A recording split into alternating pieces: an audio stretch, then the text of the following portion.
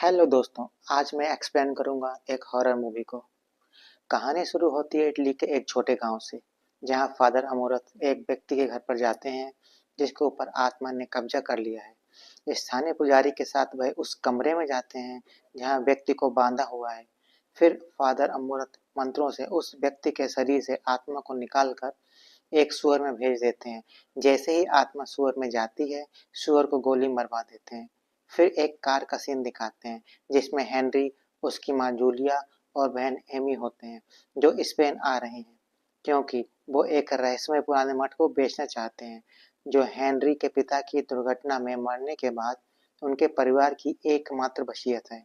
और वो लोग उस मठ के फादर एस्कीबेल से मिलते हैं। हेनरी भी पूरे मठ में घूमता है और एक निशान को देखता है जिससे वो डर जाता है। उसके बाद फादर अमूरत को दिखाया जाता है। उनको चर्च में बुलाया गया है। वह चर्च न्यायाधिकरण में फंस जाते हैं क्योंकि उन्होंने वरिष्ठों की अनुमति के बिना काम किया था। न्यायाधिकरण का एक सदस्य एक दोस्त अफ्रीकी बिशप है, एक कार्डिनल सुलिवन है, जो भूत भगाने और आत्मा के कब्जे पर भी संदेह करता है।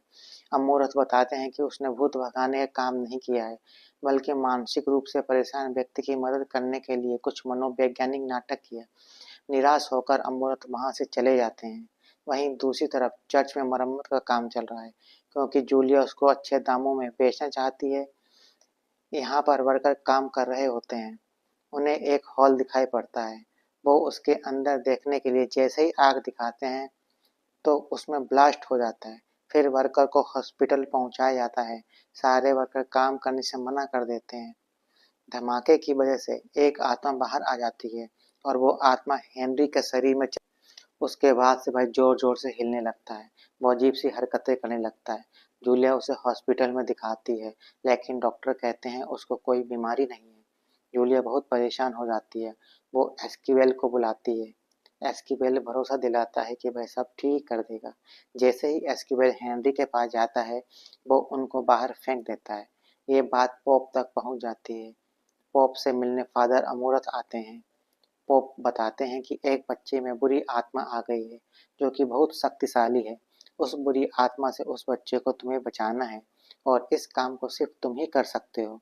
जैसे ही फादर अमूरत सुनते हैं कि वो चर्च काफी पुराना है, वो समझ जाते हैं कि इतिहास में जरूर कुछ घटनाएं घटित हुई होंगी और वो उसके इतिहास के बारे में पढ़ते हैं। उसके बाद चर्च के लिए निकल जाते हैं। यहाँ एस्कीबेल से मुलाकात होती है। वो अमूरत को देखकर बहुत खुश होते हैं क्योंकि वो जानते हैं कि अमूरत आत्मा मुक्ति के लिए एक्सपर्ट हैं। एस्कीबेल अमूरत को हेनरी की फैमिली से मिलाता है। अमूरत भरोसा दिलाते हैं कि सब ठीक हो जाएगा। जब अमूरत हेनरी के पास जाते हैं, हेनरी बोलता है कि मैं तुम्हारा ही इंतजार कर रहा था। अमूरत के पास एक मोहर है। वो मोहर हेनरी को दिखाते हैं।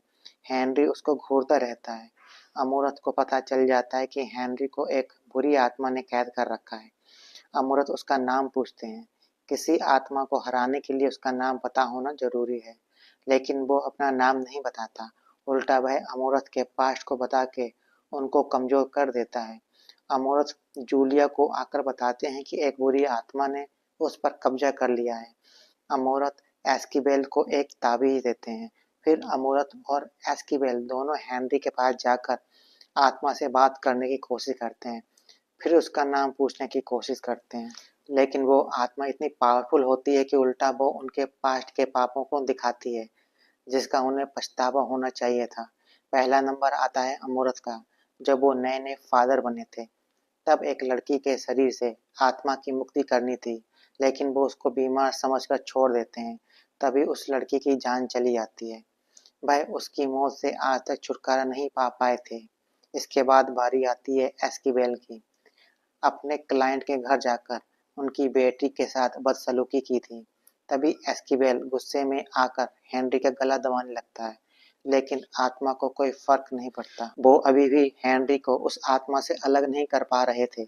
तभी एस्कीबेल और अमूरत एक दूसरे के गुनाहों का कन्फेशन करते हैं।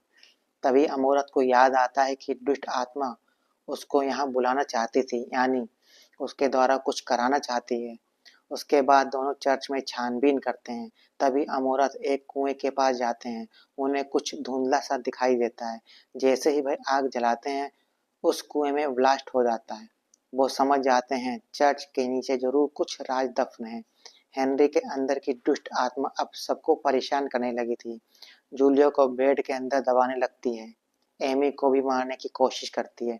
जैसे ही अमोरत अंदर आते हैं, एस्कीबेल अपना कटा कान दिखाते हैं और कहते हैं आत्मा बहुत पावरफुल है। फिर वो तहखाने में जाकर कुछ मदद लेने की कोशिश करते हैं। तभी उन्हें हॉल के पीछे एक दरवाजा दिखता है। फिर वो उसको तोड़ देते हैं।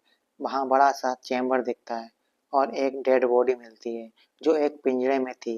एस्कीबेल को लगता है कि ये जरूर कोई बुरा इंसान होगा जिसे पुराने प्रीस्ट ने कैद कर लिया होगा।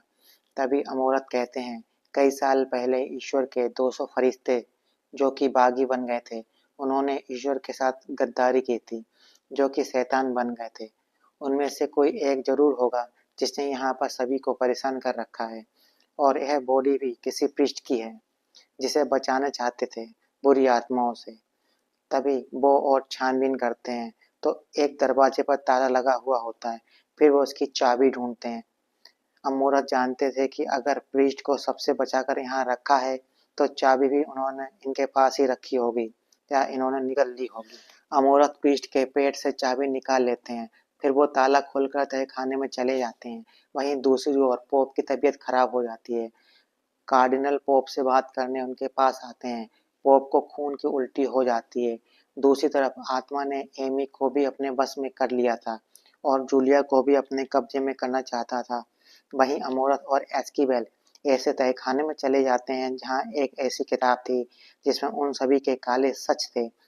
उस समय एक ऐसी प्रेत आत्मा आजाद हो चुकी थी जो हर जगह खून खराबा मचा रही थी। प्रीस्ट भी उसका मुकाबला नहीं कर पा रहे थे, जिसके बाद उस आत्मा ने एक बड़े प्रीस्ट को अपने कब्जे में ले लिया और उसी प्रीस्ट से कई सारे लोगों को मरवाया और बुरे काम करवाए, और यह सच्चाई लोगों से छुपा कर रखी कि शैतान ज्यादा ताकतवर है। क्योंकि ऐसा होता तो इंसान का ईश्वर से विश्वास उड़ जाता, फिर हर कोई शैतान को मानता। इसलिए इस राज को राज रख दिया गया कि किसी शैतान ने पृष्ठ पर अपना कब्जा किया था। अब फिर से दुष्ट आत्मा आ चुकी थी। वो फिर से ऐसे पृष्ठ को ढूंढ रही थी जिन पर लोग सबसे ज्यादा भरोसा करते हैं।